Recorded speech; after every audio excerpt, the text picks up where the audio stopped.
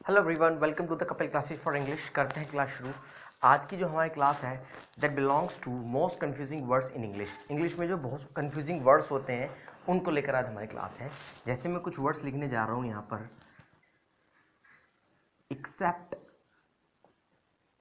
Expect और accept. ठीक है, इसका ये बोलते किस तरह से, एक्सेप्ट मीन्स के अलावा या के अतिरिक्त भी आप बोल सकते हैं। के अलावा, के अतिरिक्त इसका मीनिंग होता है। एक्सपेक्ट, एक्सपेक्ट बोलता है, एक्सपेक्ट जो एक्सपेक्टेशन आपने बोला, सोचा, देखा होगा वर्ड्स, वो बोलता है। एक्सपेक्ट का मतलब होता है उम्मीद, इसका मीनिंग होता है उम्मीद।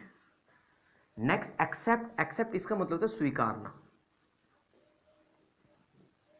अब इनके यूजेस देख लेते हैं क्या क्या होते हैं। अगर मैं एक्सेप्ट की बात करूं तो ये, और इसकी खास बात क्या है, ये जो वर्ड्स है एक्सेप्ट, ये नेगेटिव सेंस में जनरेट होता है, यानी कि नेगेटिव सेंस के लिए ही ये यूज होता है। ठीक है, जैसे I don't know anyone here, I don't know anyone here except you, यानी कि मैं तुम्हारे अलावा यहां किसी को नहीं जानता। या I did not buy anything, I did not buy, I did not buy anything except this pen, except this pen, ऐसा बोल सकते हैं।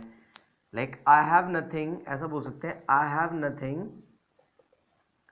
except this book, यानी इस बुक के अलावा मेरे पास वो कुछ नहीं है। तो इस तरह हम यूज कर सकते हैं। ठीक है, और इसी से सिमिलर एक वर्ड और है जिसका नाम मैं ले सकता हूं, जिसको प्रेपोजिशन के पार्ट है ये सब, जिसको हम बोलते हैं besides.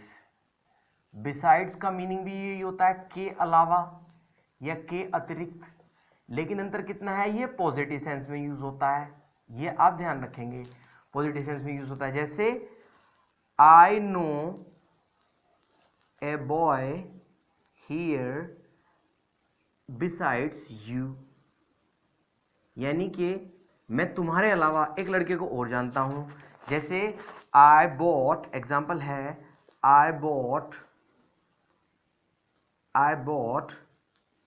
A book besides this pen, यानी कि इस पेन के अलावा मैंने एक बुक भी खरीदी। दोनों का मीनिंग के अलावा है, लेकिन वो नेगेटिव सेंस है और ये पॉजिटिव सेंस है। जैसे आई हैव ए फोन या I have a phone besides this book, यानी इस बुक के अलावा मेरे पास एक मोबाइल फोन भी है। तो देखिए, हिंदी में तो के अलावा है दोनों का मीनिंग, लेकिन अंतर बहुत है। ठीक है, ये पॉजिटिव में, नेगेटिव में। और इसी के लिए एक वर्ड और है बिसाइड। ये तो है बिसाइड्स और ये है बिसाइड, इसका मतलब होता है के बराबर में, के बराबर में।